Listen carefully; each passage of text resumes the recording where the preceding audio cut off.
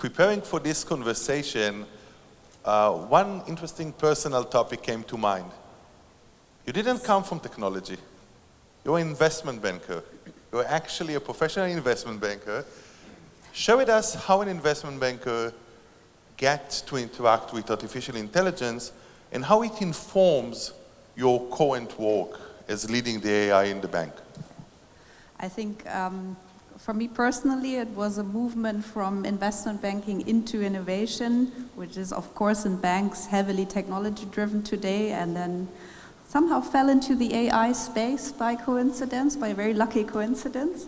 I think our investment bankers today, they are being very much augmented. They are having their trading decisions, their everyday work supported by AI, by good predictions, because of a lot of the investment banking work relies on prediction work.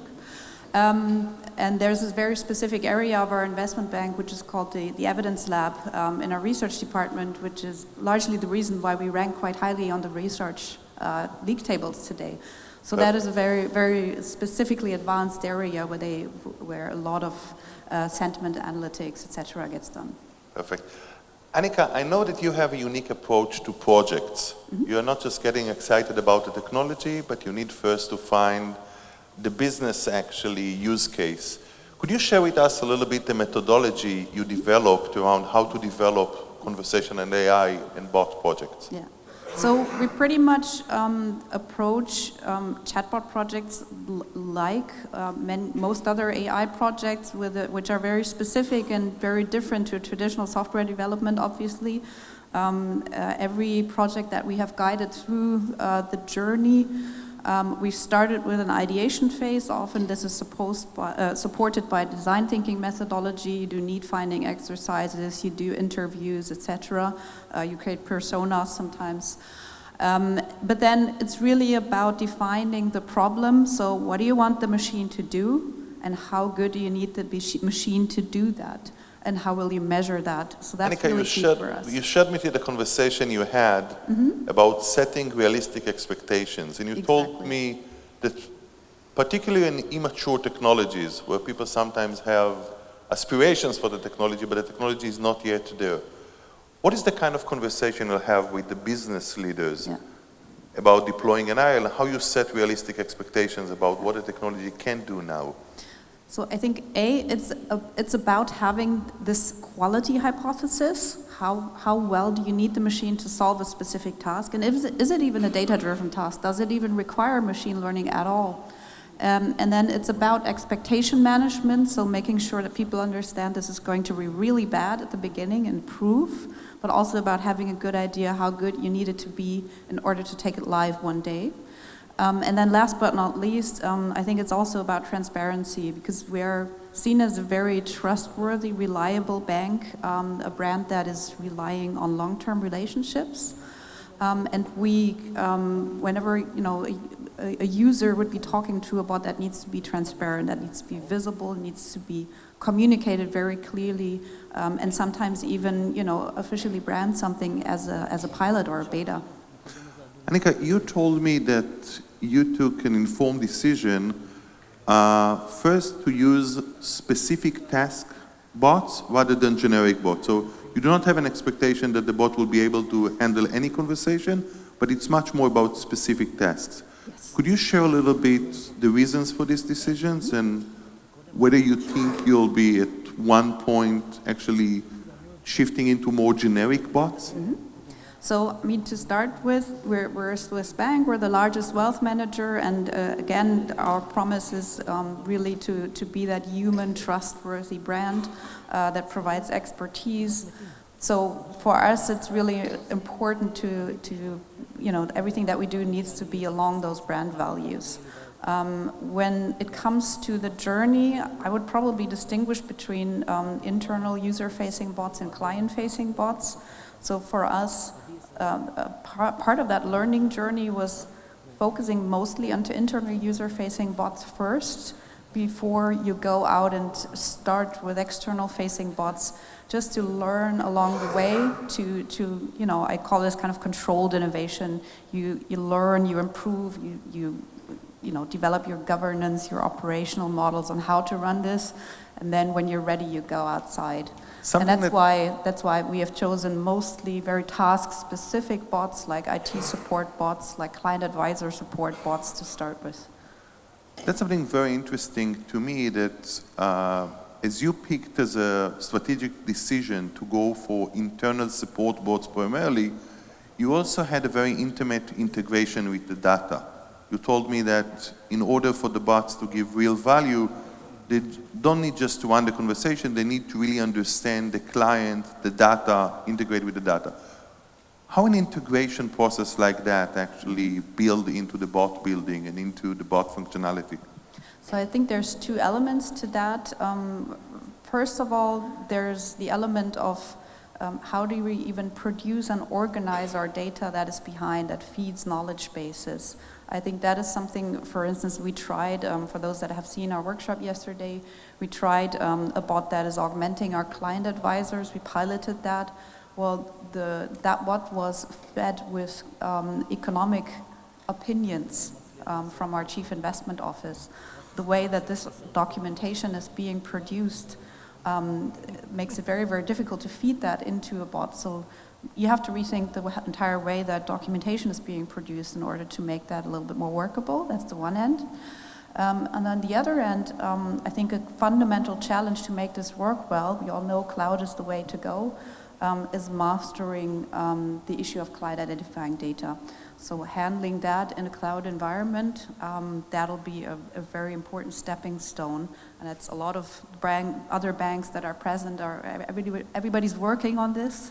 But this is really an important stepping stone to make this whole construct work properly, to make sure that no client data goes out, because that's our responsibility to secure that.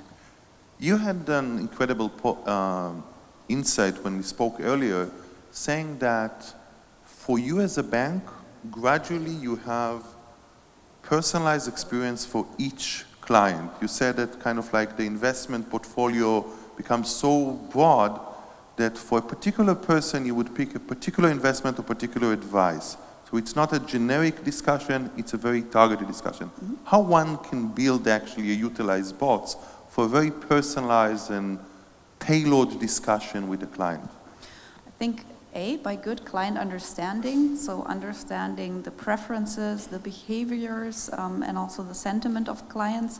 I think there's an interesting space linking machine learning up with behavioral science and associating preferences. Then there's as well a second area, which is really supporting, augmenting the client advisor to understand the client better, to provide better advice.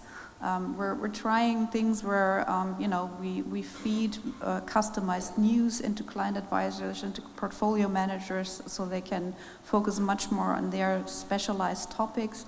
Sometimes you have to throw in one or the other outlier in order to not go completely into the bubble.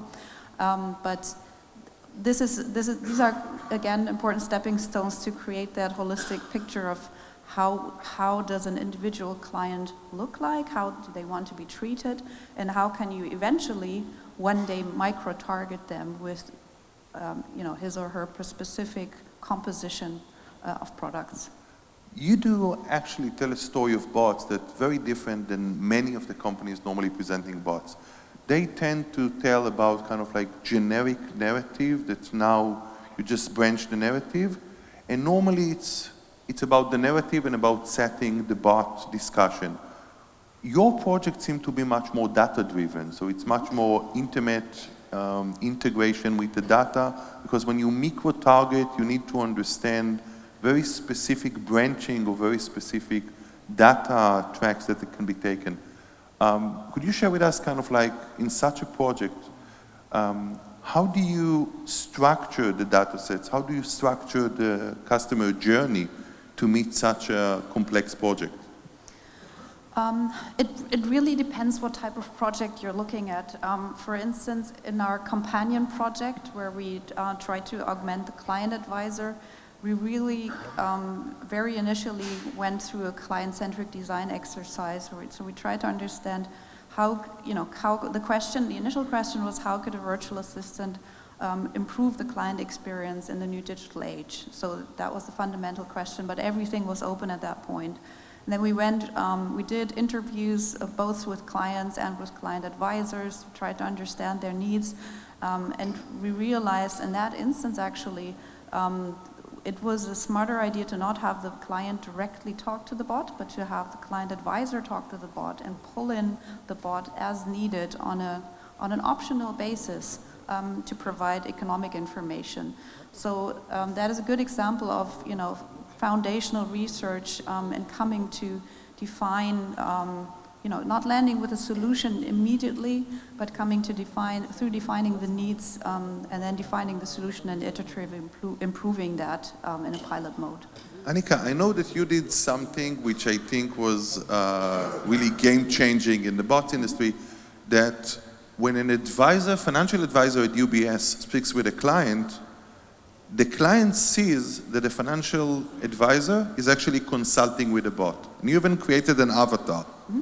I try to imagine that I'm coming to my doctor, as I'm being diagnosed, how do I feel as I see that actually my doctor is now consulting with a bot? Would you diagnose him for cancer, or you have another diagnostic? And I see kind of like how the avatar is answering my doctor. Yeah. I wouldn't feel so comfortable. But you had a different experience. You said that by sharing to your clients that the advisor is actively talking with the bot, mm-hmm. and you have an avatar and a face to the bot, it actually increases the transparency and the confidence. Could you share a little bit about this informed decision of making the bot present in the conversations with the clients? So that was actually the result of our need-finding journey. So we actually created not just one avatar of our Chief Investment Officer for Switzerland. We created several pieces. So the one module was the avatar for economic knowledge that goes beyond what the client advisor typically has the capacity to read. So really pulling in an expert that is very, very well known across Switzerland. The second piece was a little smiley called Finn that is supposed to be just an administrative assistant that sends you fund documentation, etc. And the third piece was a visualization, because we really found voice only doesn't really do it, especially if you're conveying really complex information. So we had a visual aid of a sort of economic world map that was displaying the information that the client advisor would get from the bot. So that together actually worked quite well. But at the same time, it was an experimental pilot. So we really, we were trialing this with clients in Zurich. We were measuring, there were good reactions, there were also mixed reactions. Some people had concerns about the bot perhaps listening. They had very different expectations from the avatar than from the smiley. So it's really, you're right in the middle of the uncanny valley there. So that's really going to take more time to explore, to measure, to improve, and make something meaningful out of it in the future. Very interesting. Annika, when we talked, you talked a lot about sentiment analysis and emotional computing. I think it's a trend, and I think we'll explore it a lot in this conference today, that gradually we want to use not only NLP, but a lot of the sentiment analysis tools, understand what is the mindset, what is the emotional status of the person you're talking with, and actually channel conversations accordingly. Yeah. I know that your lab is very strong in actually sentiment analysis. Could you share a little bit of the work done in the banking space with sentiment analysis? So there's obviously, I did mention the evidence lab, so our IB research shop is looking very much at market sentiment, mostly through traditional news media, but also through product reviews, through employer reviews, and factoring that into their price predictions for stocks.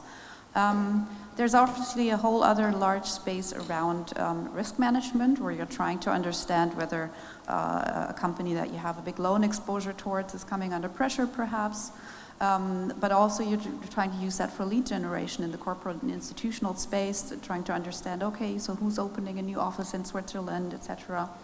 And then there's the whole emotional sentiment analysis of, looking at how do your clients feel, how do you, and something, by the way, that can be greatly combined with computer vision to look at facial expressions and body language and these things, always with client consent, of course.